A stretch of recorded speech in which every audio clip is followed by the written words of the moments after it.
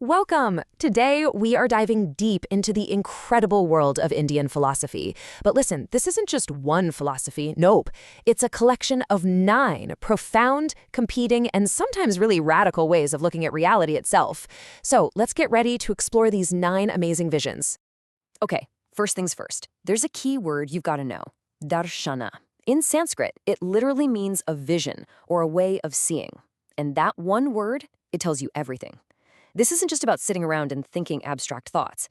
It's an active, hands-on quest to totally change how you perceive reality, yourself, and your place in the whole shebang. And this whole quest, it all kicks off with the biggest questions imaginable. Questions like, how do we actually know what's true? And what is all of this stuff around us? What is reality really made of? I mean, come on, these are the exact same questions we're still wrestling with today, and Indian thinkers have been tackling them for thousands of years. So, here's our roadmap for this journey. First, we'll get a handle on the core quest itself. Then, we'll see a huge split in thinking that creates 2 main highways.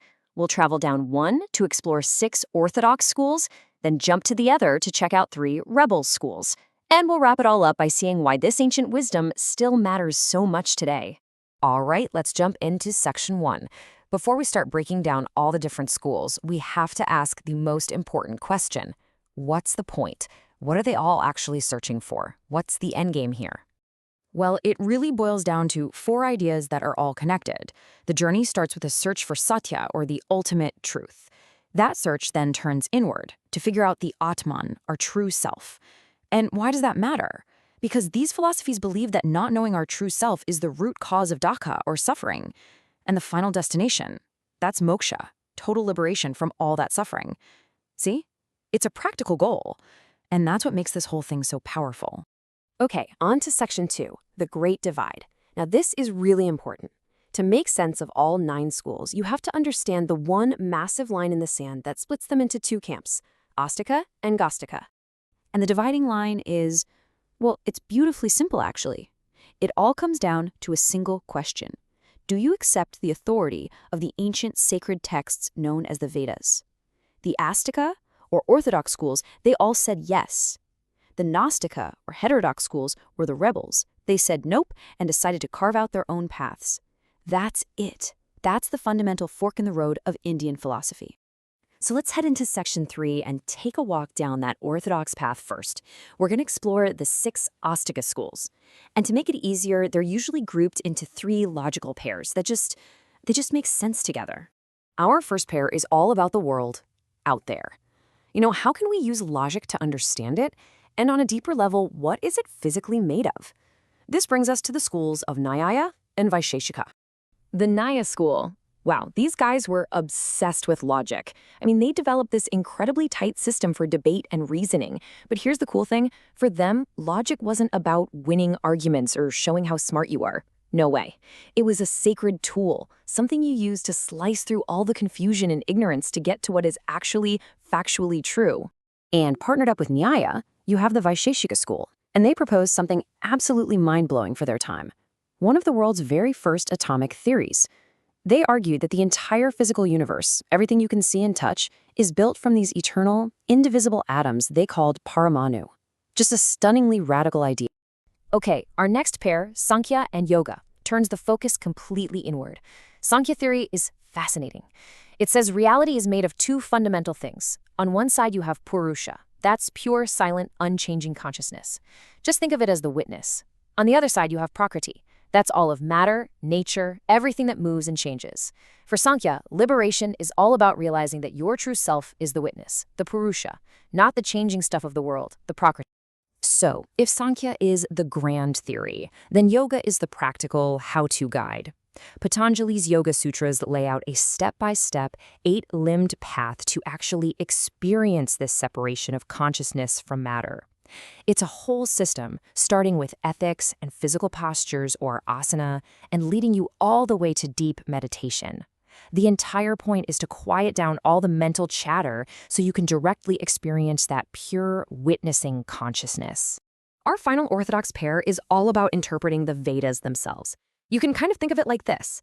Pūrva Mīmāṁsā focuses on the earlier parts of the text, the how-to stuff about rituals and moral duty, or dharma.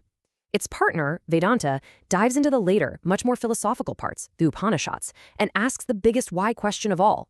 What is the nature of ultimate reality, which it calls Brahman? And this is where it gets really, really interesting, because Vedanta itself couldn't agree on one answer. It fractured. The Advaita school argued for strict non-dualism. Basically, only Brahman is real, everything else is kind of an illusion. Then Viśiṣṭādvaita came in with a middle ground approach. And finally, the Dvaita school argued for a clear, sharp separation between God, the soul, and the world. Just think about that for a second. 3 completely different visions of reality, all coming from the exact same books. Now, it's time to cross that great divide. We're heading into section 4, the 3 rebel schools. These are the Nāstika traditions, the ones who rejected the authority of the Vedas and, by doing that, came up with some incredibly powerful alternative visions of reality. So, the 2 most famous rebel schools are, of course, Buddhism and Jainism. Each of them offered its own complete system for liberation. Buddhism centered on the Four Noble Truths to end suffering, and Jainism built itself on a profound ethic of nonviolence. But there was a third school, one that was even more radical, and it challenged pretty much everyone. Let's talk about the Carvaka school, the ancient materialists of India. Their philosophy was basically a direct assault on all the others. They argued that if you can't perceive it with your senses, if you can't see it, touch it, hear it, it simply doesn't exist. So, no soul, no karma, no rebirth, no gods. For the Carvaka, the purpose of life was simple. Use your reason and enjoy this material world because it's the only one you've got. And that brings us to our final section, a legacy of wisdom. After this whirlwind tour of 9 incredible visions of reality, let's just step back for a moment and ask, so what? What's the lasting impact of this entire philosophical tradition? So why does any of this matter today? Well, because Darshana isn't just one thing. It's this complete integrated system of logic, psychology, ethics, and spirituality. Its goal was always practical, to achieve freedom from suffering. And its influence is global now, right? You see it in practices like yoga and mindfulness everywhere. But maybe its most important legacy is that it's a model for intellectual pluralism. It shows how 9 different visions of reality can coexist, debate, and challenge each other with respect. And that really hits the nail on the head. This isn't an either-or choice. Indian philosophy is a tradition that demands you have both real intellectual clarity about the world around you and true inner freedom for yourself. So I'll leave you with this question to think about. We've gone from the logician to the materialist, from the dualist to the non-dualist. We've looked at 9 totally distinct ways of seeing. So if philosophy really is a vision of reality, which one of these lenses resonates the most with you? Which one would you choose to look through?